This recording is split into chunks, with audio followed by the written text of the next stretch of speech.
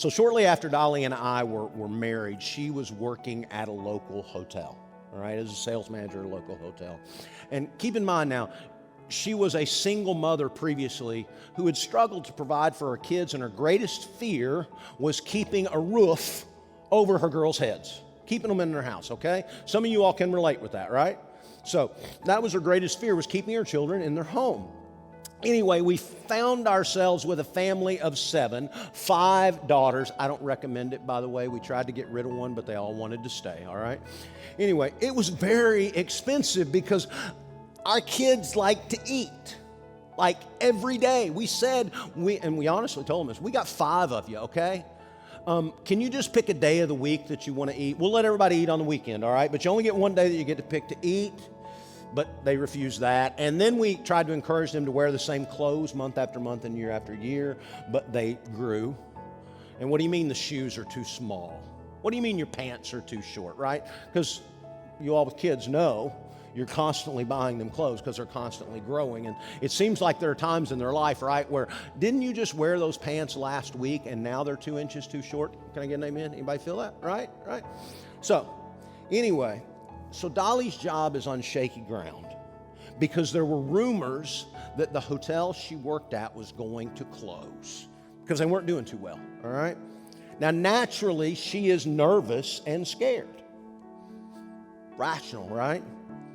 So we talked about it and we discussed how God had provided for her needs as a single mother and how God was providing for the needs of our very expensive, newly formed family.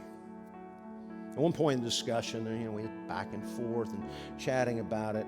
I just said, if we are dependent on the executive end to provide for the needs of our family, then we have got much bigger problems than you losing a job.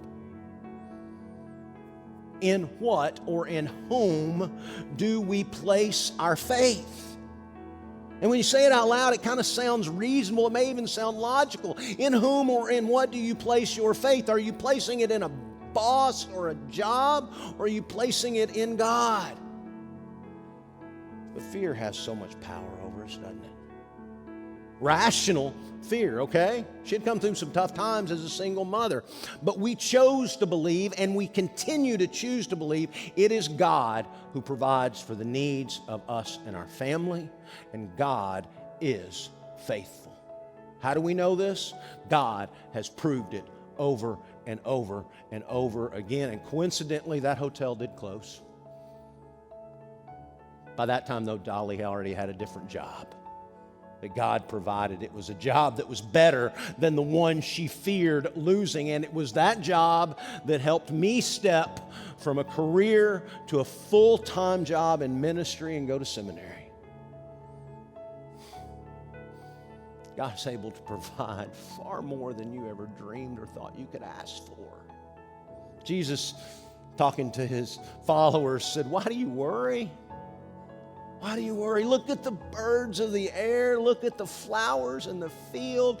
Don't you see how God clothes them in beauty? He provides for their needs. They don't go hungry. He cares for them.